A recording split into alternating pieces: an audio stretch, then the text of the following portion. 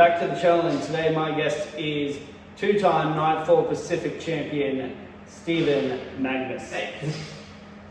Stephen, thanks for joining me today. First question, what is your earliest memory of wrestling? Oh man, I would say right about 99 to 2000. I guess back then, I wouldn't have watched much wrestling to begin with. It's just more like snippets. So like you say, the Attitude Era, you have like The Rock mainly. That's how I know The Rock. So when growing up, you see him in the movies, it's like, hey, that's The Rock. He does WWE and all that. That's where it started. And it wasn't until 2006 where I became a full-fledged WWE fan, and that's basically where the fandom started. Okay, so you went from seeing snippets in the Attitude Era to 2006 Return of DX. Oh yeah, like right around the end of the Ruthless Aggression era. Oh yeah, the Return of DX, John Cena versus Edge, and The Undertaker with his full screen and all that. What a time to watch wrestling. Oh, it was. And what inspired you to pursue wrestling? Well, in 2010 was when I walked into IPW Australia for the first time to start training there. So from 2006 to 10, I guess it's more of that accumulation. And the more I watch wrestling, the more I think to myself, you know, I actually want to do this. I mean, for crying out loud, I mean, as I've tried other sports, like I've tried rugby league, I've tried rugby union, I've tried other things, but when I watch wrestling and just how fun and amazing and engaging it is, I thought, I could do this. And back then, I was such a recluse. If you saw me back then, it's like, who is this loser? Nothing compared to what I'm like today. So I guess you could say the whole social aspect of it really helped me to break out of my shell. And I guess that's the beauty of professional wrestling for someone like that. Sure is. And you mentioned you trained with Impact Pro Wrestling Australia. Who were your original trainers? Well, you have the legendary Hawk, God rest his soul. You also had Ash, and Weird One, God rest his soul as well. And I also had Scorn as well. You had Scorn as well? Yeah. So the Cauldron of Darkness? Pretty much. Yeah, that's some pretty amazing talent to learn from. Oh yeah. Especially getting into the business. Oh, definitely. Although, yeah, so they were my original trainers. And then, of course, other trainers that I would have to commend for is, of course, Kobra Jones. Yeah, he has really mentored me very well within the 15 years that I've been as a professional wrestler. Of course, I've had Dallas and Kira Summers from the old Brisbane City Wrestling that eventually became Legends Family Wrestling, and I've got a lot of stuff with them too. Yep. So, needless to say, it's a huge wealth of knowledge. And of course, I trained in PWAQ for a few months. That's Pro Wrestling Alliance Queensland, or Pro Wrestling Association Queensland. So I was privileged to learn under Mason Charles and Slade Mercer when he was around. Okay. Definitely a lot of good names there for you to learn from. Oh yeah. That's like the who's caliber of Australian training. Pretty much. How long were you training before you had your first match? I think 4 months. 4 months, yeah. And after those 4 months, what was your debut match? So my debut match was still for IPW, and they were running weekly shows from the old sweatshop. So people who I remember. You remember the sweatshop? Yeah, a lot of like Renegade, Tim K, even Tony Storm. We all wrestled out of that sweatshop. So good old days. So for my debut, I actually wrestled twice in one night. I was the first match, and then I was after intermission, and it was the same person, RIP. Oh, okay. Yeah, lost both. I guess it's more of this young upstart looking to make his stake, make a huge impact in IPW, and who better to go against than the one and only RIP himself.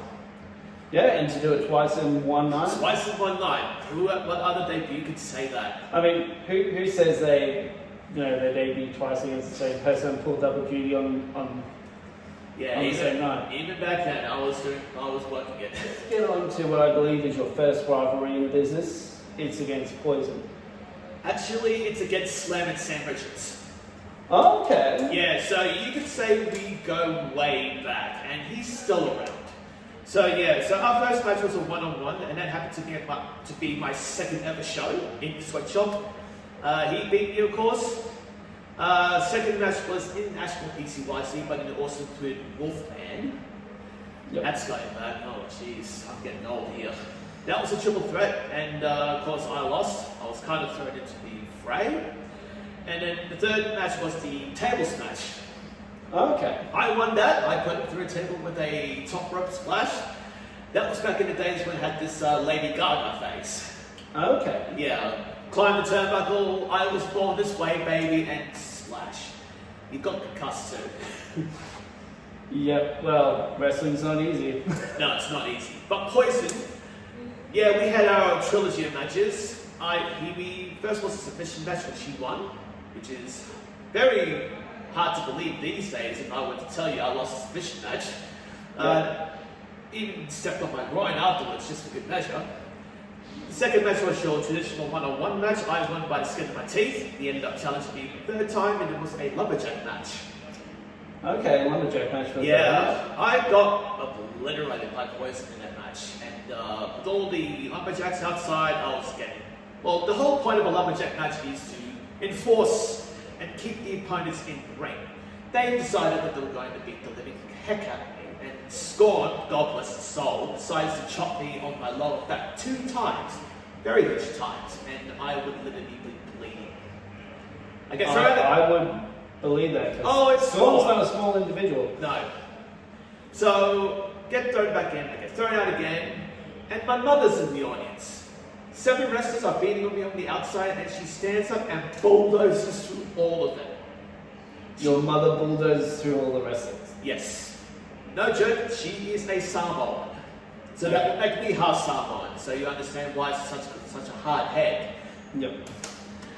She goes up to Scorn and goes, "Don't you do that to my son again." And yeah, you never mess with a angry Samoan mother. Wise words. And I'm assuming that was not part of the match at all. No. I mean,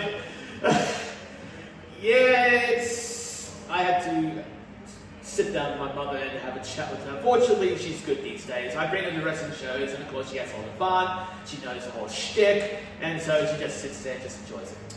Especially now that my brother has 2 kids of his own. You got to behave yourself in front of them. Yep. But needless to say, after one more match after that, I was gone from IBW. Move on to Pro Wrestling Alliance Queensland, and what I believe is your first championship match. It for was. the Southern Cross Championship against Turbo Wolverine and Renegade.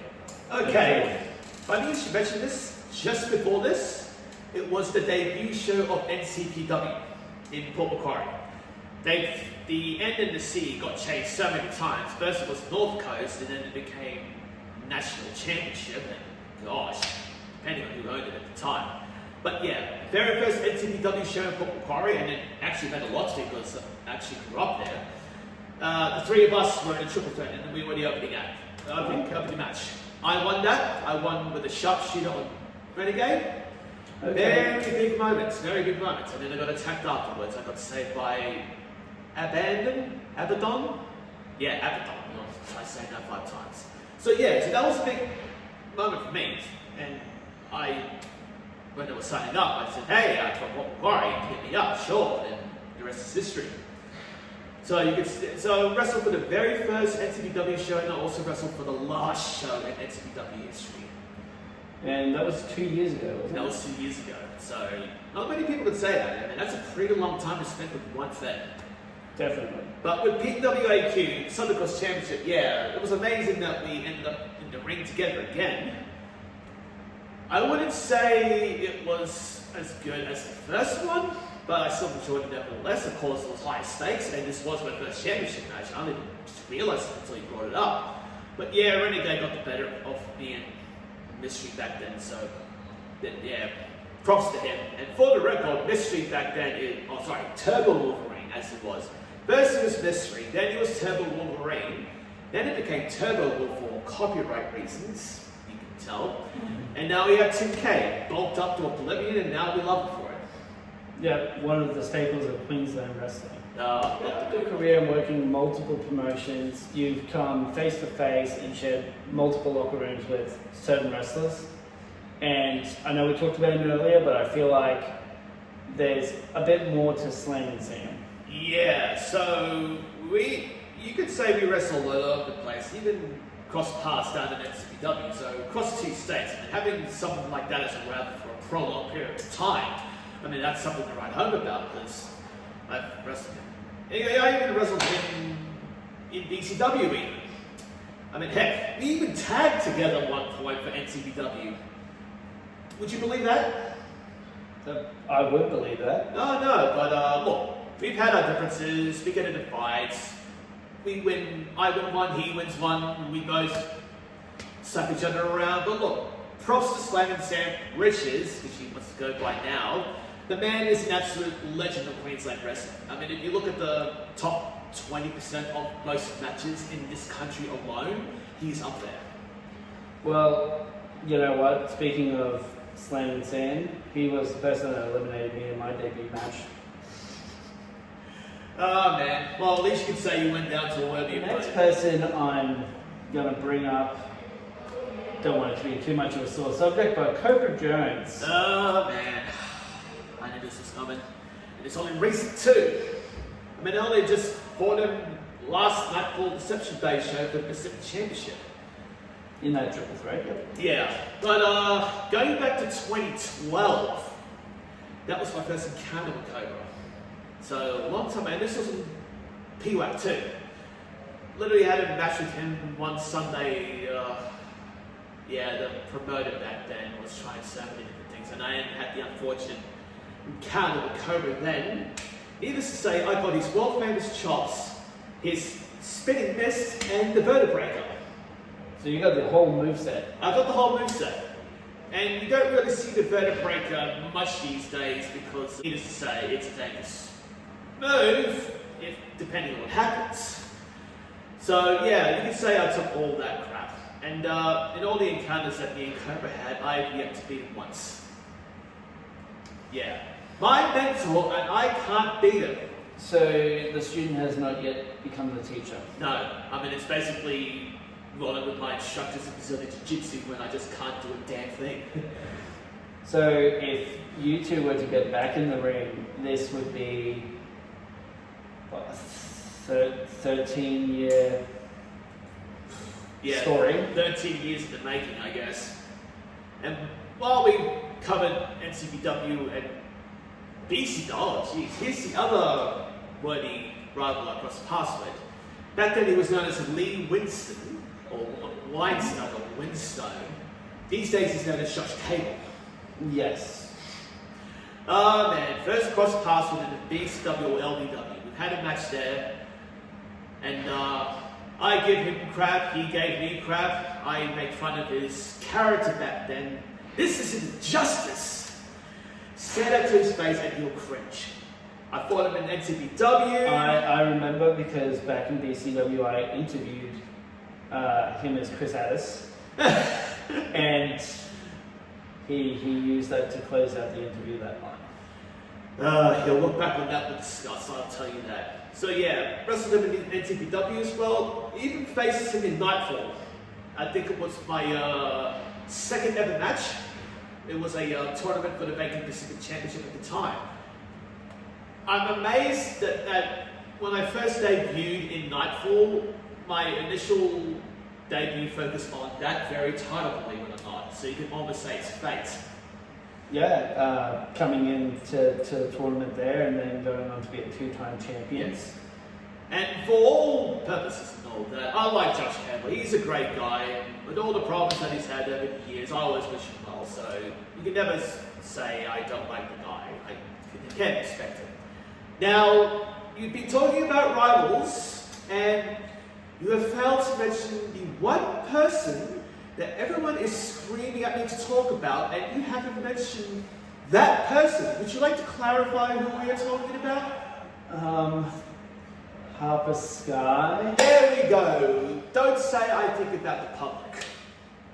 Anyway, yeah, we first met in Venom Pro Wrestling training. we got to talking and all that, and we had a good friendship to start off with. Then all that crap happened in 2023, November, at the Rainbow Community Hall. Oh my gosh, and that show pulled 150 people. Yes, and I believe I've refereed a couple of those matches. I think you were the referee. Yes. You were, so you bore witness, and who better to talk about it than the person who bore witness to it? So a month before that match happened between me and her, I gave her, well, it's more like, she gave me a smirk remark. We fought in the bag. It had took like 10 wrestlers and Coyote, who was there at the time, to separate us. I gave her, from there I proceeded to give her so much crap on Instagram and socials. And she was basically getting so angry. We got the match. To this day, that's my favorite match. I am not going to lie, I had so much fun with it. It's basically a centerpiece to my lore as a wrestler and even Nightfall. And when we bring that up, it's like, yeah, that. Ooh. And of course, it all ended with Harper Sky stabbing me in the back with a steel chip with a chair. She ended up getting my shoulder blade too because she was swinging too fast. And siding with Johnny Hardwood and Josh Cable at the time. Yes, and then... And how did that work out for her? Well, funny enough, the one thing I remember about that whole situation in the Rainbow is we went to, I believe, a 6-person tag. Yes. The following month, and it was, at the time, Josh Cable was under the name Reese Rosell. Right, Reese Rosell, yeah, I forgot about that. That's the name he took on when he went to Wide Bay Pro Wrestling and stuck with it. At the time, they aligned it with Johnny Hardwood as Fortified, and... But there was only 3 of them. How does that make sense? Fortified, 1, 2, 3. What's the 4th person? Well, it's gone through a lot of reiterations. I know, right? You know, and probably currently, as we're filming, the current formation of that group is probably the most dangerous I've seen it. Yeah, the little twinkie Johnny Atler and the dipstick Harvey Falco. But going back to that matchup, I don't know if you remember this, because it was probably like, it's one of those moments where it happened naturally in the match, and I probably shouldn't have done anything official. But Harper had you draped over the second rope, and she's standing on your shoulders, and I had administered the 5 count, and we had gone to 4. And throughout that entire match, Harper had just been an absolute nightmare. And when I got to 4, I lifted her off you and put her back on the canvas before she got back in my face and told me to step off and continue to batter me. Yeah, it's called short person syndrome. Well, I mean, if the referee had just picked me up off an opponent. And bear in mind, Harper is like 4 feet 9, 8, and yet her ego is 7 foot. But she's ferocious and packs a punch for her size. Oh yes. I mean, why do you think I had so much trouble with her? So yeah, and the rivalry lasted quite a while, really, because I had Johnny Hardwood that I faced the next year, and I beat him in 30 seconds. I do remember that match. I'm surprised it happened so quick. And then, of course, we got to the Battle Royale, which I won, which enabled me to be #1 contender for the Pacific Championship, which eventually led me to my first reign. The person who I eliminated last was Harper Sky herself. I kicked her right square in the jaw. And that must have felt so good. Oh, it did. I just celebrated. Referee Cat was just looking at that. Not judging at all. Oh, no. Yeah, it lifted a huge weight off my shoulders. Or like a small, huge weight. But yeah, and after that, I guess she kind of disappeared. I mean, she's back recently now. Yeah, she's not really. Well, it's roughly the feathers a little bit. I mean, for crying out loud, my best friend is hitting her, trying to hit her up. Like, dude, it's too much to handle. Leave her out of this. So you can see why I was a bit peed off. Yes, and there's a reason we don't mention her around. I know. I apologize. I do get emotional, passionate, a bit angry. Who knows? All these emotions roll into one while I talk about Harper. Yes, she keeps saying, you love me, and maybe I do. Maybe it's a love-hate relationship, who knows? I can't explain it. I guess you could say that's why she's my greatest rival. No question. Don't tell Slam Sam about it.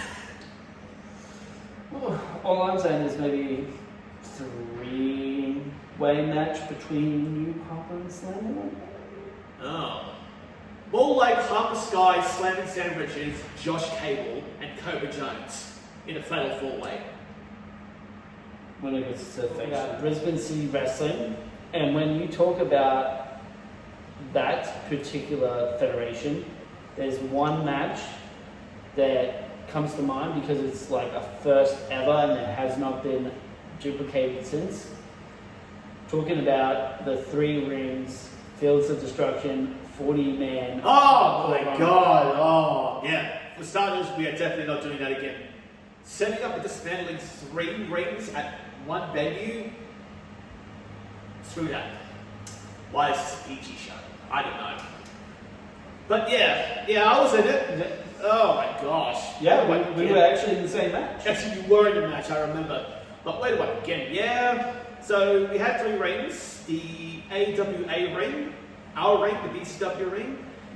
So AWA is 20-footer, 16-footer for BCW. Yep. And 18-footer for the PWW ring, and it was a lower ring. Yep. That's like 2 feet off the floor, just Pretty much. Yeah, the whole lower ring things. They don't mainly do it because in case you have a venue with a lower roof, I guess it works. It's compact. Hey, it made for some pretty decent spots and bumps in that match. So let's get this out of the way. The AWA ring was the worst. It was basically converted from a boxing ring. But bumping on it was like,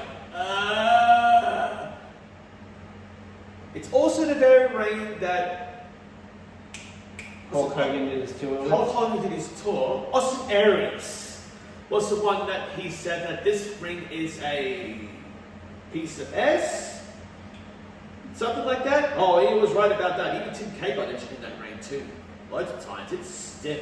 It's stiff. I hope I never see that ring again. Our ring, of course, it has its flaws and all that, but we love it. But the VPW ring, you get thrown on that and you bump it. It's like, oh my gosh, it's like a mattress. Yeah, going through hell to get to heaven. Yeah, so, and Fields of Destruction, hardcore battle royale, or rumble, so we all brought a weapon to the ring. I brought a sledgehammer, and Chop Wild, bless his heart, got peed off at me about that because he had this whole key to see gimmick at the time. Mm-hmm. Yeah, I go in, I proceed to hit Dallas Summers, God bless him, in the head. You know how you hold sledgehammers, right? It's like this, like that, yeah. My hand slipped a bit and he got the corner of the sledgehammer. Oh. Little blood here and it just went. So that's what happened there. That's what happened. Yeah, it's very unusual for that to happen. So yeah, I got thrown out of that first ring, glad, and even spent longer in that ring. Gosh. BCW ring, not much time in there. Get thrown in the third ring. Was Coyote still in the BCW ring when you got thrown into it? I don't remember coming to contact with Coyote at any point. Mainly dealt with Tim Cade and Josh Redfield until they eventually get eliminated. I forgot who eliminated. Okay, you must have come out later. Yeah, Sullivan died. Yeah, because Tim Cade was really throwing his chain shots, and gosh, they sucked. One story from there that I'll tell that I can actually remember was between Coyote and Jesse Daniels. Okay. If you can remember this. So Jesse Daniels at the start of the show says, look, I'm not going to do much in this match, right? Because I've got a bad back, so yeah, I'll take it easy. Just take it easy. Okay, sure. He comes, he's time for him to come in. Climbs the top turnbuckle, senton bomb. He set you up. He said, no, it wasn't me. It was just telling us, like, what are you talking about? You're supposed to have a bad back. It's a bit of an ego back then. Probably still is. Gets to the third ring, and he's refusing to go out. Okay. So Coyote in the ring generally is, forces him out of the last ring, eliminating him because he was supposed to go out. Coyote's in the corner, Jesse Daniels comes around and just punches him in the groin from the corner when he was outside. Okay. Yeah, so note to self, if you are dealing with a ring general or a locker room leader, sort of an undulated giant-esque kind of wrestler, do not pin him off, right? Hey, I felt the full effects. He gave me an elbow in that match and it knocked me But out. you didn't piss him off at least. If did you not. did, it would have been a lot worse. I would like to think that I earned some respect that night. Oh, you taking an elbow definitely did. from Giant Cody. So now we're going to talk about the thing that is on your chest. Proudly. Here we go. So, when did you start training with Iron Fist? How did you end up at Iron Fist? Okay, I'm going to have to go all the way back to 2019, because this is what eventually lead to it, and it would explain a lot. Yep. Believe it or not, I used to be married. Okay, yep. Yeah, you've probably seen her back in BCW at some point. I do remember that. You do remember her, you'll never see her again. Ended horribly. Basically, she never wanted a match, period, because at the time I was a Mormon. Okay. And it's more like getting married was a commandment, and so really threw me in the fit. So yeah, 2020 was when we finally separated. We went through the initiating the divorce and all that. Yeah, we picked up, and then bang, COVID. Mm-hmm. Really the magic year of 2020?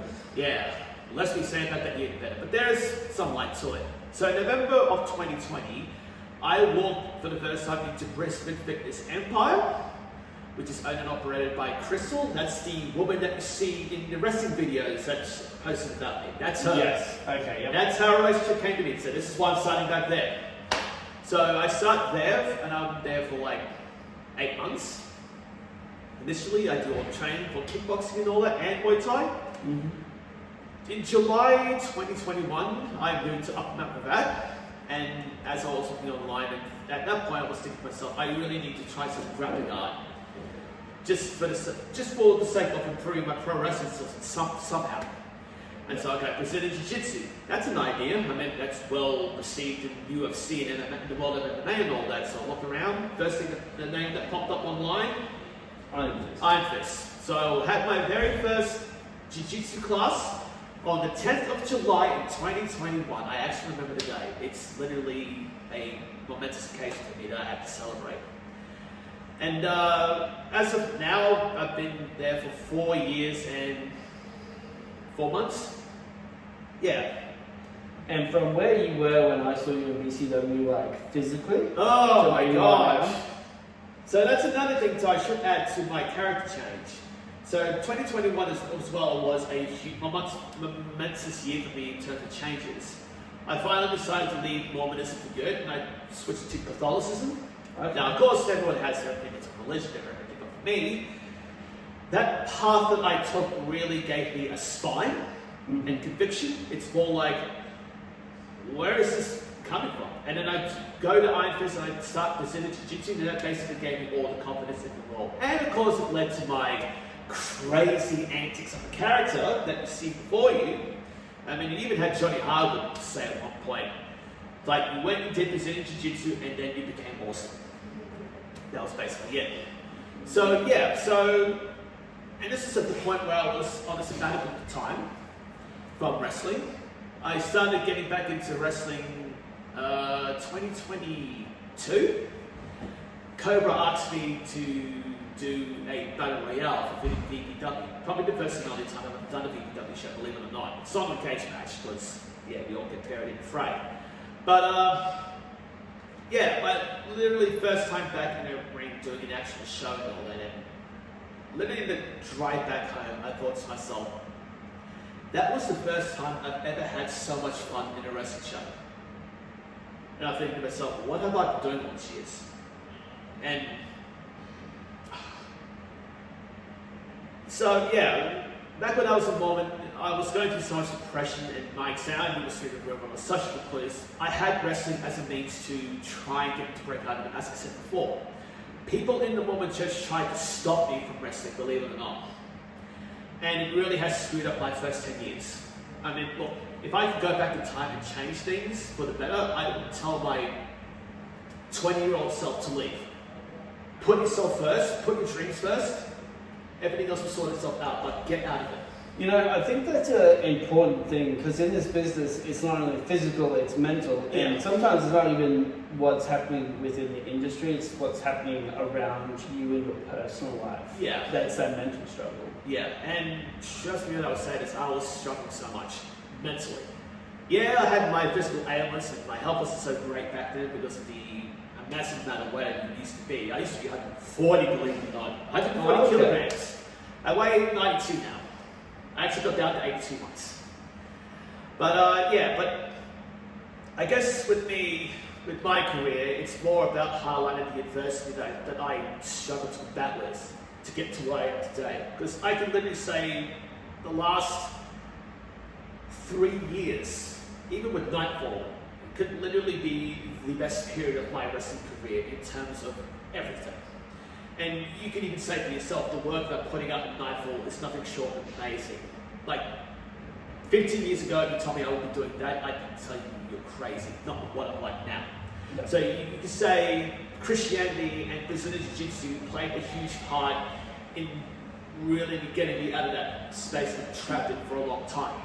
And I even had my old film and TV teacher commented on one of my photos, celebrating a milestone, and said, look, you conquered your depression and then you climbed the mountain. That's basically it.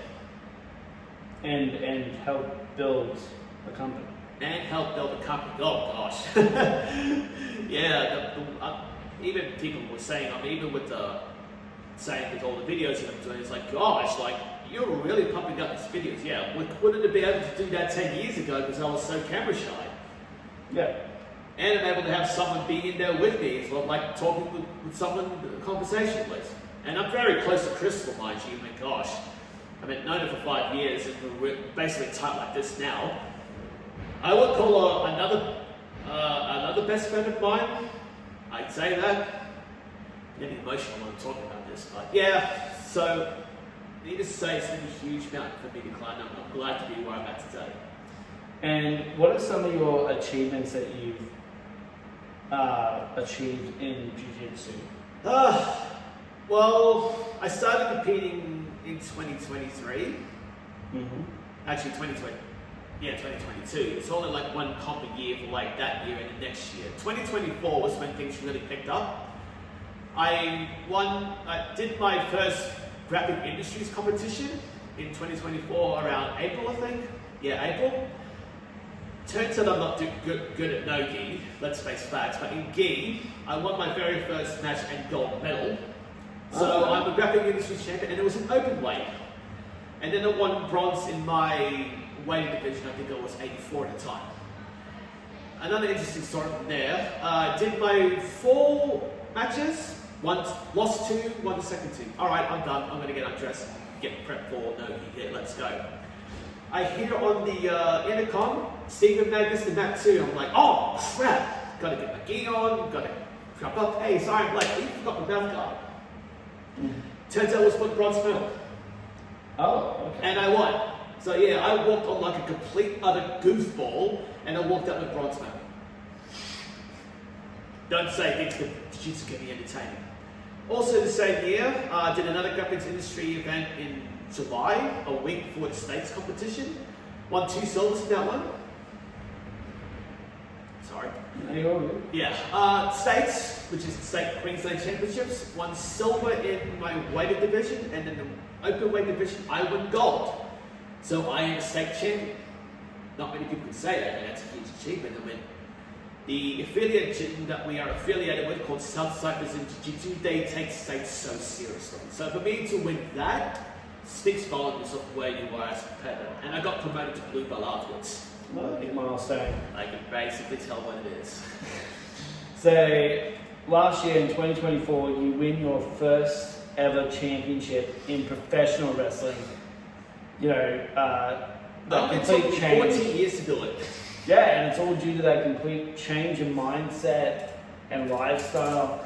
And, you know, you probably had the toughest title reign out of a lot of Pacific champions. And we've had a lot of great Pacific champions, and they've all brought something to that championship and elevated it time and time again.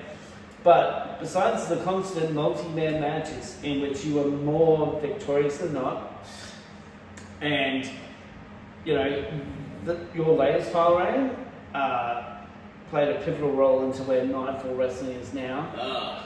So, you know, Harvey Falco, underhanded tactics, winning the Pacific Championship and throwing you out of the ring, which you would have won that multi-man match I would have and won retained. And then going on to the next, like, Harvey Falco would go on later that night to push B-Lars off the top rope in cost him a match against Adam Brooks. So then, you know, the next month it's you and Harvey Falco for the Pacific Championship, and B gets involved in that, and Harvey Falco loses the championship that he should not have won in the first place. Kudos to you, B. Thank you for that. You know, and then you go on and title defense, like you even verse some of the like strongest women we have in the locker room. Nat King, Hilly Monroe, and then we get to Cinco de Mayo, the fourth be with you from Strapline this year. So there's a Star Trooper Battle Royal with the winner going on to face then heavyweight champion Big Rig Bruiser for the title, and they also get to choose the stipulation. Now, while we were all in that match, and even Chris Addis made an appearance for the first time in 10 years, because anything can happen in the land of pro wrestling, right? Johnny Hardwood would align himself with Harvey Falco and Johnny Adler, and Johnny Hardwood would win that match, and he is later on in the main event, and he gets to choose that stipulation. After that Star Trooper Battle Royal, there is a triple threat match between yourself, the champion, Harvey Falco, the former champion, and B-Lars, who at one time did hold the Pacific Championship as well. So we've got 3 Pacific champions in their own right. Yeah. And that was probably one of the best triple threat matches we've seen in quite some time. It was fast paced too. And B-Lars would pick up the victory, ending a long losing streak. He didn't pin me though. He didn't pin you, but he pinned Harvey Falco. Oh yeah, I wish I could have done that. And that's the dangerous thing about multi-man matches, is you're the champion, you've been pinned, and unfortunately he beat you twice that year. But Johnny Hardwood would go on in the main event and choose the New South Wales rules stipulation, and he would keep changing the rules after changing the rules after changing the rules. And as the ring announcer that night, that was a very hard match to have to keep announcing these unruly rule changes. And Johnny Hardwood, after so much help, would regain possession of the Nightfall Heavyweight Championship. And when we think we're living in the era of Johnny Hardwood once again, B-Lars came out and chose to vacate the Pacific Championship for a shot at the Nightfall Heavyweight Championship. And for those of you that are long fans, Bruiser and B-Lars, one-time Nightfall Tag Team Champions, and Bruiser gets back up and helps B accomplish the goal of winning the Heavyweight Championship. And B has had this tremendous title reign, but without your title reign as Pacific Champion and elevating that title, Nightfall isn't where it is today. Yeah, you could say that with my Brazilian Jiu-jitsu Muay Thai style of wrestling, me promoting the heck out of the Pacific Championship on social media, and I did a lot of that, gosh. And just really adding value to it, yeah, I guess you could say why people would consider my 2 reigns as very important to Nightfall. But I like to say that I would like to do my part, because we all got a part to play. But of course, just the end goal of getting to that point. And all things aside, I'm happy to be with where he is now as Nightfall Heavyweight Champion. The only good, another good thing we can say about it is that Johnny Hardwood is now the shortest reigning Nightfall Heavyweight Champion of all time. Yeah, that's in the history books. That's in the history books. I was like, I tried to remember Johnny's second reign, but I had already forgotten about it. I remember losing my voice announcing that B had won that championship. Ugh. Anyway, but B, if you're watching this, and I'm just saying it for everyone, imagine B's wrestling style versus your jiu-jitsu We got a taste of that. for the heavyweight championship. Oh, that'd be the day. That would be a main event. Oh yeah, man. Gosh, his high flying style versus my is it a jiu-jitsu style? Jeez, that would be one for the history books, wouldn't it? I mean, anything's possible in 2026. Oh, of course. We've got a whole year ahead. Jeez. Just saying. Potentially got the ones here in Nightfall. Particularly one of the most entertaining segments that led to one of the most entertaining matches in Nightfall Wrestling history. You appeared on an episode of Hilly Monroe's Dream House. Oh my at gosh. Mirage. And one thing led to another, and then Yeah, I think she still the hasn't challenge. forgiven me. I think she's more angry that I'm still dissing the Backstreet Boys, even though I like the Backstreet Boys, Hilly, okay? Let's get that straight. I may prefer boys to men, but please. Also, you will never hear me sing ever again. Yes. Well, anyway, after this segment, she challenges you, being the ever-fighting champion that she is. She must have got it from somewhere, some inspiration from someone else, maybe someone in this room. But she challenged you and put the Aphrodite's championship on the line. And here I thought that was a women's championship still. It's intergender championship. Okay, so that will make me the first man to challenge for that title. Yeah, I really enjoyed it. Oh gosh, that was so much fun. Just being in and it's not very often I get to talk with a microphone, believe it or not. And yeah, because I was supposed to fight for the Pacific Championship against Josh Redfield that night. I had asked for it, I was grinding it.